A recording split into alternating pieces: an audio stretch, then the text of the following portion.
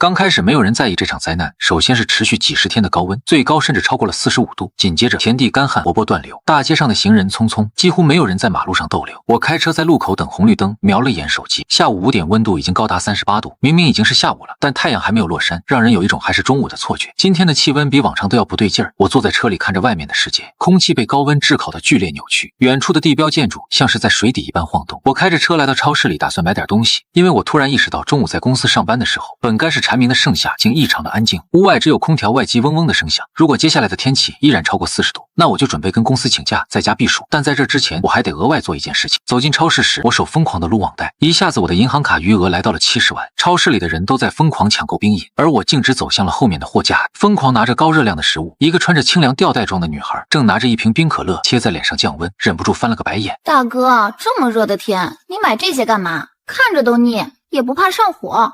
闻言我没有理会，若是真是高温末世来临，热量才是真正的生命，只有这些高糖高盐耐储存的东西，才能让人在绝望中多活几天。我把东西堆积在收银台，开口说道：这些全都要了，再给我拿5箱水，要常温的，我现在就要，都给我搬到路边。5分钟后，我的车里已经装满战利品。师傅，我在这儿，超市门口。我还特意叫了一辆货拉拉帮我运货。第二天，我去到制冰厂购买大量冰块，理由是公司采购冰块做实验，将冰块用泡沫箱装起来，外面裹上棉被保温。沿途我还买了几十袋大米，喊来几个搬运工帮我送上楼。正当我掏出钥匙准备开门时，对面的防盗门咔嗒一声开了，一个身影探了出来，那是我的邻居李仙云。我在这里住了2年，和他说过的话不超过5句。李仙云眨着眼睛看着堆积如山的物资，开口道：那个龙先生，你这是要开超市吗？闻言，我的动作顿了一下，我的目光看向他房间里的布局，里面全是各种手办布料和泡沫板，旁边放着一把仿真电锯。那是锂电池驱动的电锯吗？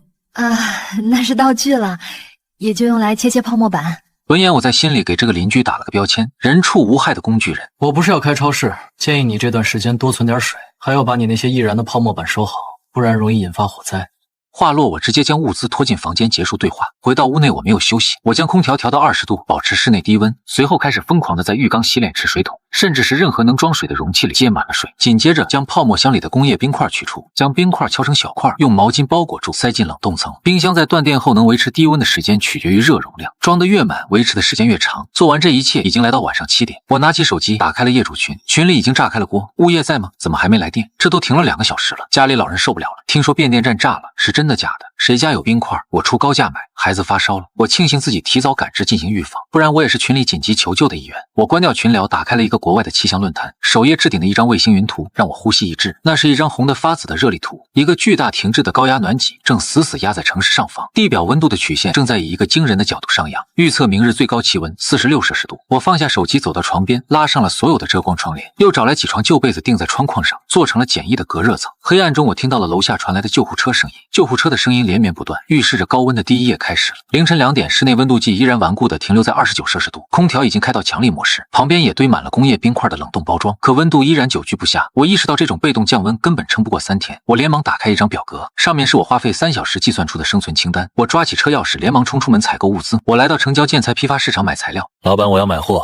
我要买空你店里所有的气泡铝箔格热膜，还有所有的寄宿剧本板，现货我给全款，我要在天亮前拉走。大老板，你要多少材料啊？我说我要全部，还有发泡剂、密封胶、工业强力胶带，另外如果你有冷库专用的聚氨酯喷涂原料我也要。老板的态度发生了180度大转弯，他甚至叫醒了睡在阁楼的小工帮我装车。我叫来了2辆货拉拉帮我运货，搞定建材后，我马不停蹄地赶往下一个目的地。相比于建材市场的冷清，药房门口竟然排起了小队，大部分人是来买藿香正气水和退烧贴的。我绕过人群，直接找到了值班经理，我压低了声音开口道：我要蒙脱石散补液盐布洛芬抗生素，还有所有的肾上腺素和速效救心丸。闻言，经理警惕地看着我：先生，处方要有限购，而且在门口那边排队。见状我没有废话，直接从包里掏出2叠厚厚的现金，那是我在刚才路过的 ATM 机上取出的2万块钱。在这个移动支付时代，红色的钞票依然有着最原始的视觉冲击力。我拿出一份 PS 过医生证明图，说道：我有严重的焦虑症和囤积癖，我有医生证明，这些钱如果你不收，我就去隔壁那家。经理喉结滚动了一下，左右看了看监控死角，迅速将那一沓钱扫进抽屉。我去仓库给你拿，别声张。早上6点半，朝阳升起。当第一缕阳光刺破地平线时，我刚好指挥着工人把最后一卷隔热棉搬进电梯。我站在楼道窗口，看着外面的世界。原本灰蓝色的天空，瞬间被染成了一种病态的橙红色。阳光不再是温暖的抚摸，而是带有物理伤害的射线。楼下的绿化带里，那棵老槐树的叶子在晨光中以肉眼可见的速度卷边枯黄。街道上早高峰开始了，汽车的喇叭声此起彼伏，比往常更加尖锐。一个穿着西装的上班族刚跑2步赶公交，突然毫无征兆的膝盖一软，跪倒在滚烫的柏油路上，再也没爬起来。周围的人惊呼着散开，却没人敢上前扶一把，因为每个人都自顾不暇。那一瞬间爆发出的热浪让人窒息。我关上窗户，阻隔了那地狱般的画面。家里已经变成了仓库，客厅几乎没有下脚的地方，工业冰块、纯净水桶、大米、罐头、药箱、建材，但我觉得还是不够。现在恰好是大型仓储超市开门，我要去抢购最后一批物资。早上8点半，官方还在播报高温黄色预警，建议市民们减少出行，但所有人都在超市里疯狂囤积物资。我推着2辆购物车去抢购肉类区，我不看价格，只看保质期，一下子装满了2个购物车。紧接着迅速转移战场，来到户外用品区。如果断电，这些小巧的丁烷气罐就是唯一的火源，还有太阳能充电板、蓄电池、大容量露营水袋。此时广播里传来断断续续的电流声，各位顾客请注意，由于区域电力负荷过大，本商场可能面临临时限电。话音未落，头顶巨大的照明灯突然闪烁了2下，直接熄灭了一半的灯光。人群安静1秒后，瞬间爆发出一阵恐慌和嘈杂。我果断放弃还在排队的收银通道，转向了一旁的自助结账机。就在我付完款拿起最后一个袋子的瞬间，商场彻底黑了，所有的灯光全部熄灭，只剩下应急指示灯发出幽幽的绿光。我带上早已准备好的战术手电，将光束压低，照亮脚下的路，拖着几百斤的物资回到车里。回到车上时，我看了一眼仪表盘，车外温度显示42摄氏度，时间是上午9点30分。这仅仅是第2天的上午，真正的地狱还在后面。我在客厅里进行着封窗工程，原本明亮的客厅此刻陷入了一片彻底的黑暗，但这黑暗将外面燃烧的世界隔绝在5厘米之外。即便室内温度依旧31摄氏度，但和外面相比，里面已经是天堂。我瘫坐在地上，大口喝了些补液盐的凉水。手机突然提示一条弹窗新闻：国家气象台发布红色高温预警，预计今日午后局部地区气温将突破历史极值46摄氏度，建议所有市民停止户外活动。下面还有一行小字：多地电力供应出现缺口，正在实施轮流限电措施，请市民做好防暑降温准备。见状，我冷笑着开口：哼，轮流限电，那是好听的说法，实际上就是电网崩溃前的随机踢人。就在这时，我听到一阵电钻马达的声音。我透过猫眼看见对门邻居李仙云在切割自家大门，他把大门的猫眼拆了，正在扩孔。他从屋里拖出一根粗大的软管，塞进了那个孔洞里，那是移动空调的排热管。见状，我瞬间看懂了，这个疯女人家里的空调外机过热停机了，所以她把移动空调搬到了门口，试图把热风排到楼道里。我暗骂这家伙左脑天才，右脑蠢材。天才在于他知道外机必死，改用内排；蠢材在于他把热风排到楼道里，整个16层的楼道温度会瞬间飙升到50摄氏度以上，所有东西都会在高温下发生突发情况。我猛地拉开门阻止他。住手！你这是在制造危险现场，把热气排到楼道里，你是想把我们这一层变成烤箱吗？李仙云抹了一把脸上的汗，委屈的快哭了。可是我屋里的电脑要炸了，我的服务器里存着几百 T 的画稿和模型，显卡温度已经90度了，空调外机坏了，我没办法。我深吸一口气，强迫自己冷静下来。这个邻居虽然有点脱线，但那个改装的风扇装置，那个马达的转速非常惊人，显然是经过硬核改装的无刷电机。这技术力是我现在缺少的。我招呼着让他进门，把你的那些硬盘、主机、重要的东西搬过来，我这里有冰块，暂时能压住温度。真的吗？谢谢大佬，大佬你真是好人。李仙云眼睛瞬间亮了，转身就要往回跑，我连忙拦住他。我这不是做慈善，而是做交易。我现在空调外机还在转，但是等到下午2点，气温突破46度，它一定会过热停机。我需要你在2个小时内帮我做一个水冷循环喷淋系统，给外机物理降温。闻言，李仙云蹲下来看了看简陋的零件，眼中散发出技术宅的兴奋光芒，随即冲回家去拿工具。下午2点钟，气温突破46摄氏度，我家里的灯直接罢工停电了，楼下传来了撕心裂肺的哭喊声，还有玻璃被砸碎的声音。而李仙云制作好的水冷系统派上了用场，伴随着一阵白色的蒸汽腾起，化作细密的水雾，喷洒在滚烫的空调外机散热片上。原本已经罢工的空调外机颤抖了2下，竟然奇迹般的再次轰鸣起来。我们守住了46摄氏度的第一波冲击，但我知道这只是开始。手机里的信号已然断网。晚上10点半，我将逐渐开始融化的阿根达斯拿了出来，我边吃边在思考计算着电量。李仙云舔着勺子，敏感地察觉到了我的低气压。大佬，你在想什么？是不是家里电不够了？我刚准备开口，就听到耳边传来沙沙声，厚重的防盗门外传来布料摩擦墙壁的声音。我迅速关掉空调指示灯上的胶布，让屋内陷入绝对的黑暗。我手里拿着一个红外夜视仪，来到改装后的猫眼前。门外1604的大妈正趴在我家门缝上嗅着凉气，这里有凉气。紧接着敲门声响了起来。小龙啊，我是你王姨，我知道你在家，你开门，让姨进去凉快一会儿，姨给你钱行不？李仙云在后面紧张地抓住了我的衣角，手里已经握紧了那把改装电锯的把手。我冷漠地从猫眼看着门口红外视野中扭曲的人形，他的身后阴影处还蹲着2个男人，他的2个儿子手里拿着消防斧。我在屋内没有出声，门外的声音变得急躁，敲门声也变成了砸门声。2个男人站起来，举起了斧头。李仙云在我身后吓得瑟瑟发抖，我却依然保持冷静，伸手按下了猫眼旁的一个扩音器开关。如果你敢碰我的门一下，我就把这层楼的消防栓打开。虽然里面没水，但那里面的高压气体足够把你震聋。而且我已经把你现在的样子录下来了，发到了业主群里。话落，门外的动作僵住了。在这个秩序还没完全崩塌的时候，社会性死亡和法律威慑依然有一点点残存的效力。更重要的是，我那种毫无波动的语气让他们感到恐惧。其中一个男人低声骂了一句：“我们走，这小子不好惹。”去楼上，楼上那家有个独居的老头，脚步声渐渐远去。李仙云长出了一口气，瘫软在地上。吓死我了！他们真的会杀人吗？我转过身，借着月光看着他。肯定会的。当体温超过42度，人的大脑前额叶功能会受损，理智丧失，回归兽性。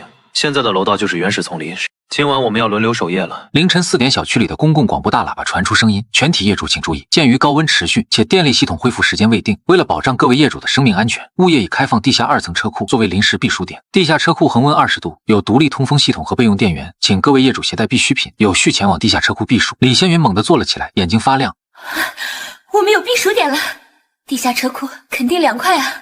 闻言，我走到床边，拉开窗帘，楼下的单元门口已经有人开始疯狂涌动。李仙云试探性的继续问道：“我们不去吗？”我眼睛闪过一丝寒光。你知道我们小区有多少人吗？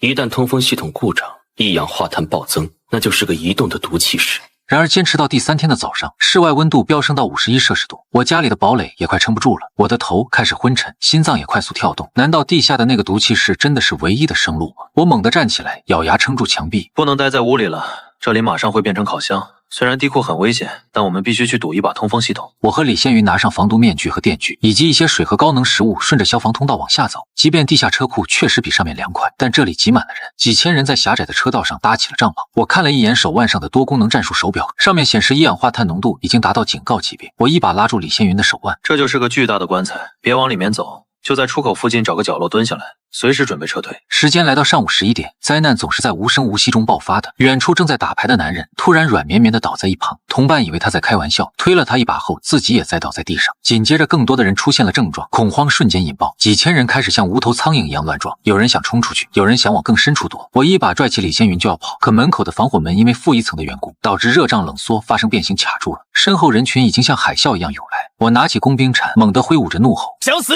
给我滚开！李仙云用电锯把门打开。闻言，李仙云肌肉记忆接管身体，他颤抖着拉开了那把改装电锯的启动绳，他将旋转的锯片狠狠切向钢制的门轴，砰的一声巨响，防火门倒塌了，一股热浪倒灌进来负1层。我拉着李仙云冲进了楼梯间，1楼大厅的巨型钢化玻璃幕墙正在自爆，我按住李仙云的脑袋一路向前，电梯已经停运，我们得爬上16楼。爬到5楼的时候，李仙云吐了，我把自己仅剩的1瓶水倒在毛巾上，捂住他的口鼻，支撑着他往上爬楼。爬到10楼的时候，我的双腿开始痉挛，我的视线模糊，眼前出现了幻觉。我咬牙坚持，拍了拍自己的胸口。当我终于回到1601的房间里时，李仙云已经昏迷了过去。我瘫倒在地上，意识模糊间听见收音机里传来断断续续的预警，受太阳耀斑爆发影响，预计明日最高气温将突破60摄氏度。我躺在地上，闭上眼睛，嘴角勾起一抹惨笑。来吧，让我们看看谁先熟。高温爆发第4天的凌晨5点半，躺在地上的我被喉咙的干涩渴醒，旁边传来一声轻微的呻吟。我转过头，看见李仙云蜷缩在沙发的一角，整个人呈现出一种灰败的脱水状态。我挣扎着爬起来，从背包里摸索出一瓶纯净水，小心翼翼地喂他喝了2口。李仙云呛了一下，眼神终于聚焦醒来。我让他自己缓缓回过神。我走到卫生间里思索起来。待李仙云彻底回过神，我开口道：我们要把那里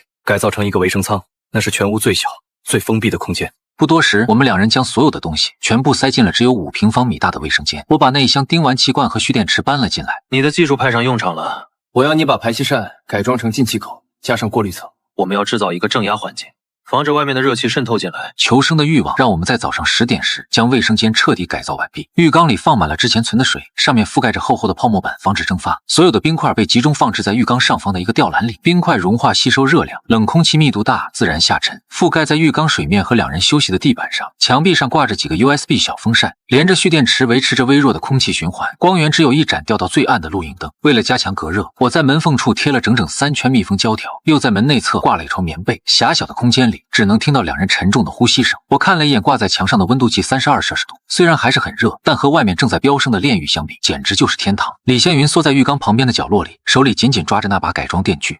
我们能撑多久？我盘腿坐在马桶盖上，水还够喝15天，食物够20天，冰块最多撑到明天晚上。那明天晚上之后呢？之后就是拼命的时候了，只要不脱水，我们就能活。关键是，此时手里的收音机传来了人惊恐的声音：“救命啊！这里是幸福家园小区，有人吗？他们疯了，他们在吃！”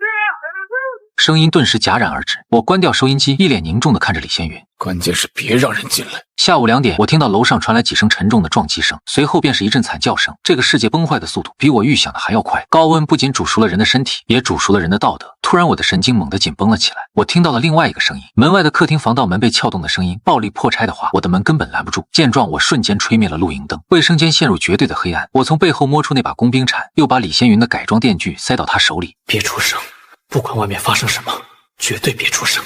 客厅里传来3个脚步声，他们沿着地上的水渍来到了卫生间门口。一道尖细声音说道：“这有个门，还挂着棉被，嘿嘿，肯定藏在里面，给我砸开！”随着2道巨响传出，我知道门要撑不住了。我迅速嘱咐李仙云：“等会儿拉响电锯，不管怎样都锯下去。”门板上已经被砸出了一个洞，一只脏兮兮的手伸了进来，试图去摸门锁。电锯的空转的声音在卫生间里响起，有电锯，这屋里有个疯子。脚步声凌乱的向外逃去，伴随着跌跌撞撞的撞墙声。李仙云失魂的喃喃自语：“我们伤人了。”我重新点亮那盏露营灯，我转头看向李仙云，冷声说道：“这门废了，隔热层也破了。既然他们送上门来，我们就得给他们回点礼了。”高温的第5天，热已不再是一种感觉，而是一种虚幻的实体。我将3人落下的金戒指和劳力士手表收拾起来。就在此时，楼下15楼家里的高压物品发生爆炸，火势从15楼开始蔓延上16楼。见状，我直接将最大的2床棉被扔进浴缸里，将重达100斤吸饱了水的10棉被顺着阳台挂了下去。就在我们关上阳台门的瞬间，一声更加剧烈的爆炸从楼下传来，大概是煤气罐或者是更大的压力容器炸了，碎片击打在10棉被上，发出沉闷的声响。李仙云看着空空如也的浴缸，绝望地哭出声来。为了灭火，我们用掉了80%的生活用水。我看着楼下逐渐熄灭的黑烟，声音沙哑：“没水了就去抢17楼那个吃人的家伙，他手里肯定有物资。现在火灾让这栋楼的结构变得脆弱，这是重新洗牌的机会，把剧烈磨快一点，今晚出击。”高温爆发的第6天凌晨2点，彻底进入断水断电断网的3无时代。还没等我们出发，门口传来就3长2短的礼貌敲门声。我拿起手中的手弩戒备起来。门外传来一个中年男人的声音：“我是1603的赵医生，别紧张，我不是来抢劫的，我是来做交易的。”你要做什么交易？我闻到了酒精和碘伏的味道，你们有医疗物资，我的女儿中暑休克了，需要静脉注射液和退烧药，作为交换，我可以给你们关于水的情报。我让他通过猫眼的投递口将情报送进来。紧接着赵医生继续开口：“人工湖底有淤泥能过滤，并且半夜有辆运兵车侧翻在湖边的绿化带旁，车厢是保温的，可能还有残留的水。”我沉默思索了2秒，达成了交易。临走前，赵医生还分享了这栋楼的派系：17楼的屠夫是个退役的屠宰工，专门猎杀落单的人；20楼以上的是高层联盟，不仅封锁了楼梯口，还可能手里有枪。剩下的就是我们这些散户。凌晨4点，我和李仙云全副武装即将出发。在这之前，我查看了地面的排水口，发现地下空间2层温度极低，让李仙云将之前的水冷改造成地冷，利用烟囱效应的反向原理，用风扇把地漏深处的冷空气抽上来，经过滤网排进我们的卫生间卫生舱。只要排水管没有堵死，那这就是一个天然无限能源的地缘冷。我们一路下行，按照地图来到了小区后门的人工湖，那里果然侧翻着一辆白色运兵货车，但情况不对，车厢周围有光。见状，我一把拉住李仙云，躲进灌木丛里。3个男人手里拿着铁棍和长刀围着车，其中一个光头骂道：“该死，锁住了！老二，去拿乙炔枪来，把它烧开。”若是放任他们用乙炔枪烧，车里的冰早就化成蒸汽了。而且这辆车是侧翻的，油箱的位置正好在上方。见状，我的脑海里瞬间涌现出一个疯狂的念头，我利用了弹弓将那块劳力士绿水鬼手表射到光头脚边。就在3个人头碰头去抢那块表的一瞬间，他们的警惕性降到了最低。我点燃了手里的燃烧瓶扔了过去，燃烧瓶点燃了侧翻货车的油箱，巨大的火球腾空而起。我一把拉起李仙云，好像货车的被火面。我指挥着李仙云冲进车厢里装水。10分钟后，我们拖着整整80斤的水消失在黎明的废墟中。回到卫生间的维生舱，我要将维生舱同时改造成化工厂，利用外面64摄氏度的太阳能，将阳台改造成一个巨大的太阳能蒸馏室。2人穿上了所有的防护装备，开始行动。这是一套用整理箱保鲜膜和 PVC 管组成的被动式蒸馏阵列盒，底层是盛满脏水的黑色浅盘，上面覆盖着倾斜的透明玻璃板，最下面是一根导流管，通往室内的收集桶。虽然效率不高，一天大概只能产出3到4升水，但这水是绝对干净的。解决了水，我并没有停下，我从床底下拖出了一个黑色的塑料箱，打开箱子，一股潮湿的泥土味扑面而来，里面是一排排白色的评估。在这个黑暗潮湿且有稳定的冷风吹拂的卫生间里，正是真菌生长的天堂。我把之前的大米拿出来捣碎，做成新的培养基。李仙云看着我专注的侧脸，突然觉得这个男人有些可怕。我再把这个狭窄的厕所改造成一个微型太空舱，水在循环，空气在循环，食物也在循环。在这个64度的死亡星球上，我们创造了一个独立的生态系统。很快时间来到晚上11点，那个一直在空转的收音机突然捕捉到了一个新的信号，不同于之前的求救声，这次的信号非常强而且清晰。这里是天穹联盟，重复一遍，这里是天穹联盟。我们位于本楼30至32层，我们要建立新的秩序，我们要招募有特殊技能的人才，包括但不限于医生、电工和机械师。如果你有一技之长，请到30楼楼梯口接受面试，一经录用包吃包住，全天候电力供应，警告任何试图强行闯入者，我们都将格杀勿论。广播循环播放了3遍，李仙云停下了手里的活，抬头看向我。全天候电力，他们是不是有太阳能？肯定的，这栋楼的顶层是复式豪宅，那个业主是个极客，楼顶铺满了光伏板，在这种极端烈日下，他们的电多得用不完。那我们要去吗？你是数据分析师，我是机械师，应该算有用的人才吧？我冷笑一声，指了指天花板。你去30楼得经过17楼，你觉得那个屠夫会放你过去吗？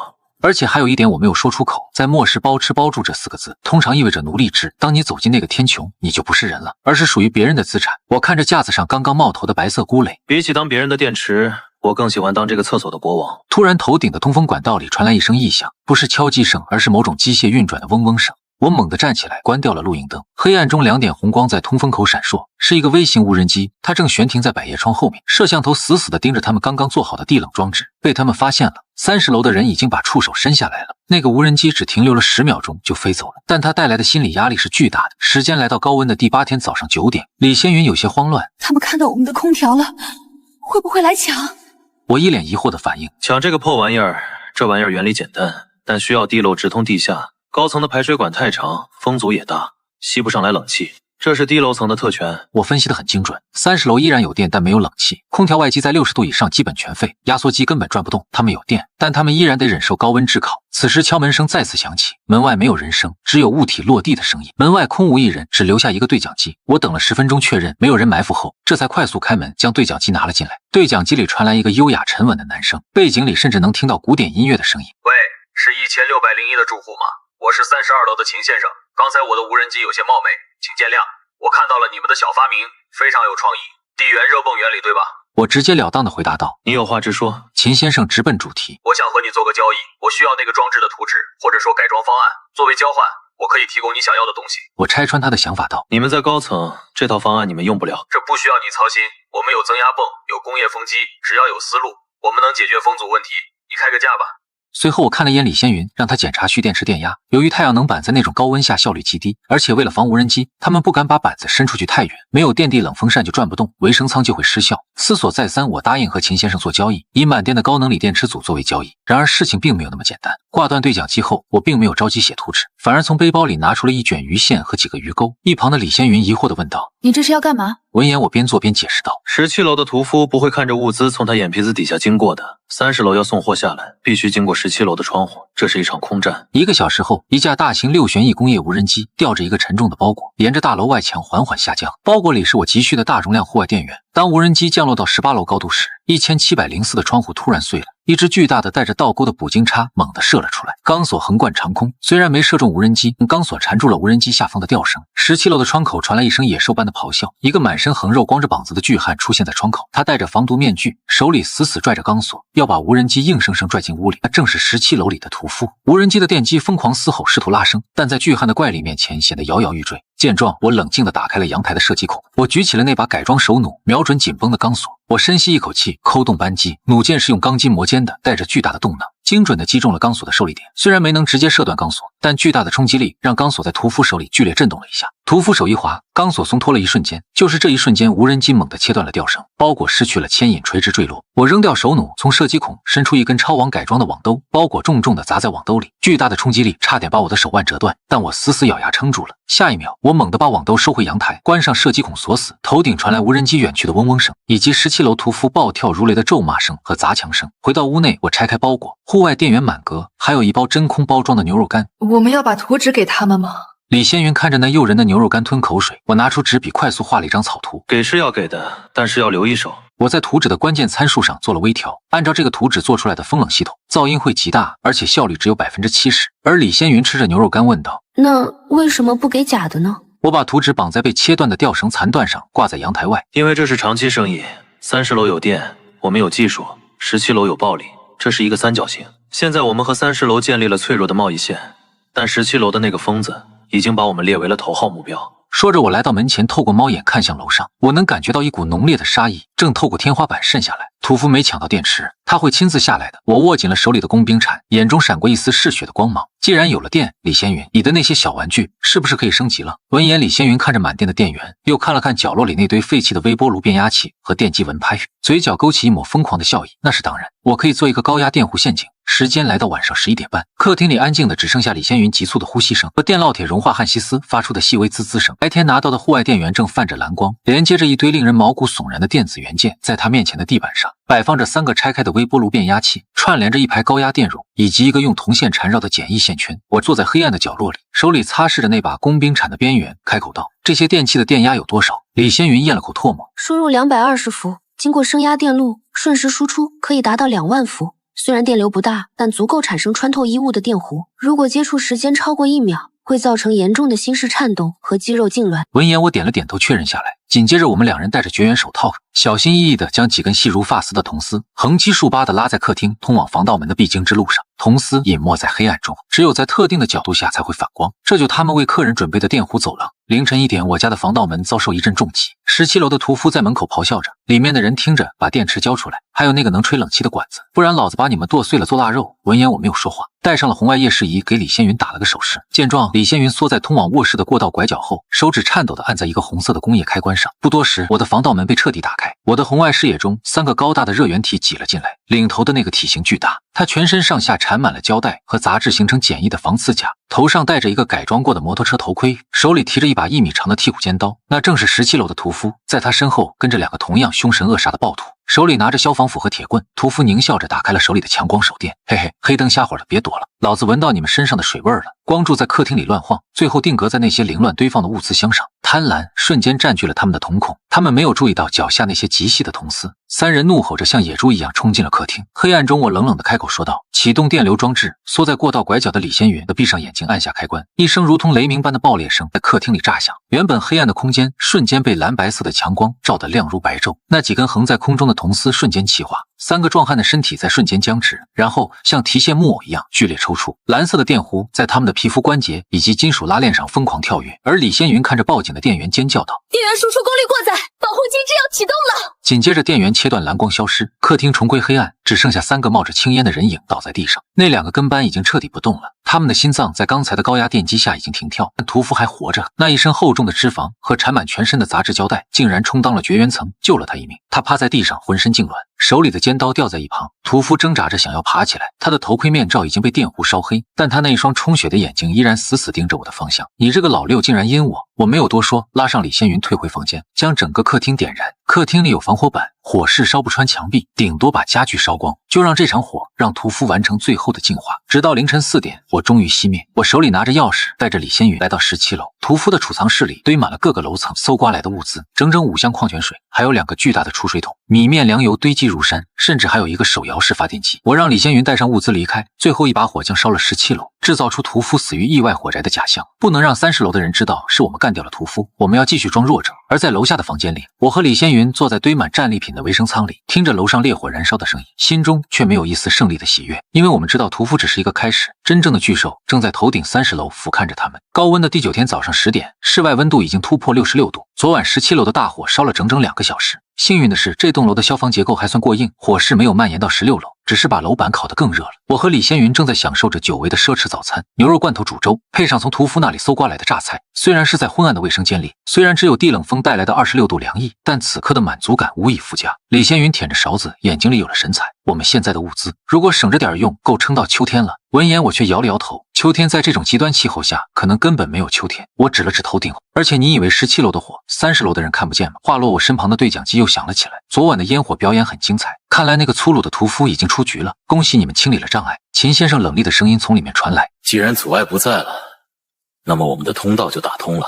龙先生，我对你的那个地冷系统非常感兴趣，与其说是图纸，我更希望得到原型的制作者。我立马回绝道：我们过得很好，不需要搬家。对讲机里秦先生的语气变得更加冰冷。龙先生，我想你误会了，这不是邀请，而是征召。现在的室外温度是66度，据气象台最后的预测，明天将迎来一股超级热浪，气温可能突破72摄氏度。到时候你的那个简易地冷系统还能撑得住吗？只有我们32楼的天穹庇护所能保护你们。随后秦先生的声音继续从对讲机里传来，我给你们1小时考虑时间，1小时后我会派安保队下来接人，希望你们懂事。说完，对讲机的信号断了。李仙云顿时脸色煞白。72度，真的会到72度吗？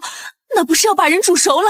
闻言，我冷冷地回答道：他在撒谎。如果32楼真的那么完美，他为什么急着要我们要人，还要我们的技术？只有一种可能，那就是他们的制冷系统出问题了。由于顶层的太阳辐射是最强的，哪怕有光伏板遮挡，屋顶的温度也可能超过90度。在那种高温下，哪怕是工业级空调，冷凝器也会罢工。紧接着，我走到物资前查看能用的东西，和李仙云布下了一个陷阱。时间来到中午11点，楼梯间传来了整齐的脚步声，听声音至少有5个人，穿着战术靴，步伐沉稳。5个人戴着防爆头盔、防刺斧，甚至还有防爆盾牌。领头的队长手里拿着一把改造后的大威利气定枪。就在大门即将要被破门之时，房间里的李仙云按下鼓风机的开关，大门的下放小洞吹出辣椒面与生石灰粉的混合物，白红相间的粉尘流在高压风力的推动下，瞬间透过小洞喷射进狭窄的楼梯间。楼梯间是个密闭的回音壁，原本训练有素的安保队瞬间乱作一团。生石灰遇到汗水会发热灼烧皮肤，辣椒面会让人呼吸道痉挛。哪怕他们戴着面罩，但这种极细的粉尘无孔不入，钻进衣服，钻进脖子里。在60多度的高温下，这种灼烧感被放大了10倍。队长胡乱地扣动射钉枪的扳机，钢钉射穿了防火门，钉在房间里的墙上。我拿着喷壶，里面灌满了油，等那些人在粉尘中挣扎、失去方向，甚至想要冲过来的时候，我立刻将喷壶里的油通过鼓风机喷向楼道里。而李仙云将一根燃烧的布条扔到了鼓风机的进风口前，一瞬间，火焰顺着门口那个小洞喷涌而出，整个楼道里燃起大火。5分钟后，楼梯间彻底安静了，只剩下那个风炮还在空转的嗡嗡声。我们2人在楼道口收拾他们那些装备。等到第二天的中午12点，我和李仙云全副武装，通过爬楼一层层的来到32楼门前。我从背包里直接拿出户外电源，李仙云将高压电弧发生器刺入电子锁的缝隙中，一道耀眼的蓝白电弧瞬间击穿了电子锁的电路板。随后我们2人撞开门，冲进了天穹庇护所里。巨大的落地窗虽然贴了最好的隔热膜，但在72度的直射下，依然像是一面巨大的散热器。在大厅中央，几台巨大的工业空调柜机正闪烁着红色的故障灯，停止了运转。而在空调旁边的阴影里坐着一个人，秦先生穿着精致的丝绸衬衫，但此刻已经湿透贴在身上。他手里拿着一杯加了冰块的威士忌，在他身边躺着几个安保人员，那是之前没派下去的留守人员，此刻已经因为热射病昏迷不醒。而秦先生举起酒杯，脸上露出一丝惨笑：欢迎来到天穹，你们赢了，安保队全灭，电力系统过载，制冷机罢工，这里马上就会变成烤箱。闻言，我没有理会他，而是直接查看空调的故障情况，发现秦先生把外机装在了屋顶，在正午阳光的直射下，屋顶温度可能超过90度，外机根本散不了热，自然会停机保护。随后我走到秦先生的面前，开口道：从现在开始，这栋楼姓龙。我居高临下的看着这个昔日的上位者。你的店，你的命都是我的，你可以选择当我的助理，或者被扔出去。秦先生看着我那双毫无波动的眼睛，那是经历过生死、跨越过阶级的眼神。他颤抖着手低下了高贵的头颅，颤抖着开口：好的，老板。10分钟后，屋顶传来一阵水泵的轰鸣声，紧接着是大厅里那几台死寂的空调柜机发出了一声沉重的启动声。虽然不像以前那么强劲，但那是真真切切的冷风。室温开始缓慢下降，我脱下沉重的隔热服，瘫坐在地板上，看着窗外那个燃烧的世界。72度的极强高温，我们活下来了，而且站在了这座城市的顶点。